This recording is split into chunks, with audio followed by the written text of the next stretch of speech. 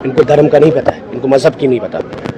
दरगाह पे नमाज पढ़ने से, जुम्मे में फ़ोटो लेने से इस्लाम के हामी नहीं है ये लोग। प्राइम मिनिस्टर कुर्सी को चीफ मिनिस्टर किसने बनाया? एक मुल्क को म्यूनसिपलिटी किसने बनाया? इस मुल्क में सैयद सलाहुद्दीन को किसने बनाया? जो लोग एमएलए बनना चाहते थे 1987 में, उनको गन किसने थामा? देखिए, उमर अब्दुल्ला साहब 5 अगस्त 2019 के प्रोजेक्ट को नॉर्मलाइज कर रहे हैं। 370 की बात हुई थी, स्पेशल स्टेटस पे रेजोल्यूशन लाया, स्टेटहुड पे रेजोल्यूशन लाने की कोशिश की।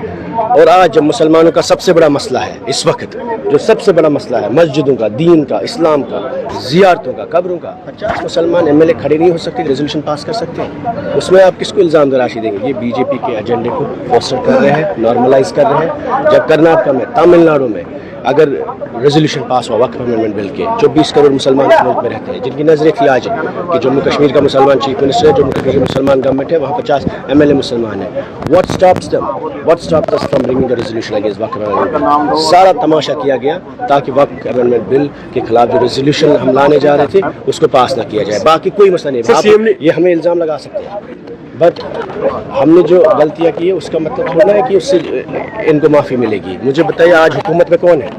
50 सीटें किसके पास है? व्हाट स्टॉप्स उमर अब्दुल्ला साहब फ्रॉम आंसरिंग कि उन्होंने रेजोल्यूशन वक्फ अमेंडमेंट बिल के खिलाफ क्यों नहीं लाया? मुझे 100 सालों के बाद, 1000 सालों के बाद आज मुसलमानों से उनकी कब्रें, उनकी ज़ियारतें, उनकी मस्जिदों का कंट्रोल छीना जा रहा है। ये 370 से भी बड़ा मसला है, ये ईमान का मसला है, दीन का मसला है। इनको धर्म का नहीं पता है, इनको मजहब की नहीं पता। दरगाह पे नमाज पढ़ने से, जुम्मे में फ़ोटो लेने से इस्लाम के हामी नहीं है ये लोग। लेकिन जिस दिन 24 करोड़ मुसलमानों के लिए खड़ा होने की ज़रूरत थी, ये टुलिप गार्डन में बीजेपी के उस मिनिस्टर के साथ खड़े हुए जिसने ये बिल लाया, किरण रिजिजू के साथ। जिस दिन इस्लाम को इनकी ज़रूरत थी, मुसलमान को ज़रूरत थी, उस दिन they decided to side with BJP. अगर हमारी कोई गलती पीछे हुई होगी उसका मतलब ये नहीं है two wrongs don't make a right. The most important issue in the history of Indian Muslims is this day, this bill which has been brought together, and history will decide कि which people sided with whom. They decided to side with Kiran Rijiju on the day when the Waqf Amendment Bill order was passed. जिस दिन वक्फ amendment bill आया, मुसलमानों के खिलाफ, उनकी विरासतों के खिलाफ, उनकी मस्जिदों के खिलाफ, उनकी दरगाहों के खिलाफ, उस दिन ये हाउस में नहीं रहे। उस दिन ये 50 लोग यहाँ पे तमाशा करते रहे और उनके चीफ मिनिस्टर, इनके पार्टी के पैटर्न, इनके ministers, they were hosting red carpet for the BJP leaders, BJP minority minister who tabled the bill against Muslims in the parliament. Unfortunately, कोई जवाजियत नहीं है इस हाउस ने। This is the biggest disappointment, that biggest sense of defeat that they are sending the message they are sending to the Indian Muslims कि आप Kashmiri normalise कर रहे हैं, इसको कश्मीरी मुसलमान नॉर्मलाइज करिए, आप भी करिए। असर सीएम ने कहा कि 2016 में जिन लोगों ने कत्लेआम किया वो अब माफी भी उस पर नहीं मांग रहे हैं। डायरेक्टली उन्होंने 1 लाख लोग हमने मारे जम्मू कश्मीर में 1987 से लेकर इलाहाक से लेकर आज तक। प्राइम मिनिस्टर कुर्सी को चीफ मिनिस्टर किसने बनाया? एक मुल्क को म्यूनसिपलिटी किसने बनाया? इस मुल्क में सैयद सलाहुद्दीन को किसने बनाया?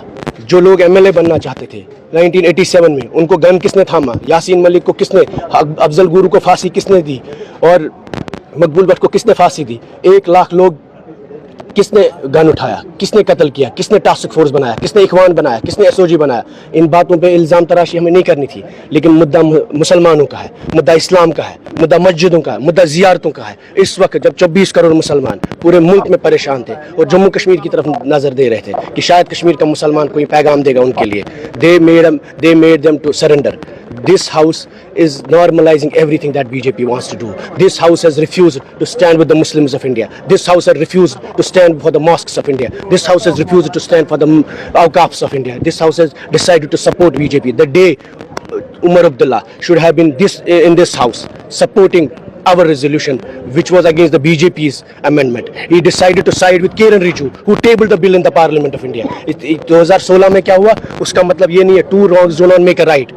2010 में क्या हुआ हम भी बता सकते हैं, अफजल गुरु को किसने फांसी दी और कब दी। हम भी बता सकते हैं मकबूल भट्ट को किसने फांसी दी। हम भी बता सकते हैं इखवान किसने बनाया, टास्क फोर्स किसने बनाया, एसओजी किसने बनाया। हम भी बता सकते हैं कि आसिया नीलोफर के साथ किसने रेप एंड मर्डर किया। लेकिन हम उन इल्ज़ाम तराशियों की बात नहीं है। मुद्दा उस वक्त वो नहीं है कि 2008 में क्या हुआ। मुद्दा इस वक्त ये है कि 24 करोड़ मुसलमान, second largest Muslim populated country है Jammu Kashmir, Hindustan second largest Muslim populated. एक ही मुसलमान चीफ मिनिस्टर था जम्मू कश्मीर में, पूरे मुल्क में, और 50 एमएलए है इनके पास। क्या जवाजियत है इनके पास? 2016 की जवाजियत है, 2010 की, 2002 की, 87 की, इनके पास क्या जवाज़ियत है that they refuse to pass a resolution against the BJP's Waqf amendment bill? कल जब आपकी मस्जिदों पर कब्जा होगा, कल जब आपकी ज़ियारतों पर कब्जा होगा, कल जब आपके कब्रिस्तानों पर कब्जा होगा, कल जब आपको अपने पुरखों कर ज़ियारतों पर नहीं जाने देंगे, उस वक्त ये हमें बोलेंगे कि हमारे पास रेजोल्यूशन लाने के लिए कानून नहीं था। किस कानून की बात कर, किस कानून के हिसाब से 5 अगस्त हुआ, किस कानून के हिसाब से 370 अबॉलिश किया गया, किस कानून के हिसाब से ये असेंबली चला रही है? बीजेपी के एजेंडे को यहाँ हंगामे करने से वहाँ रेड कारपेट दे रहे थे। ये जिस वक्त इनको मुसलमानों के साथ खड़ा होना था, they supported and hosted red carpet for the BJP MPs.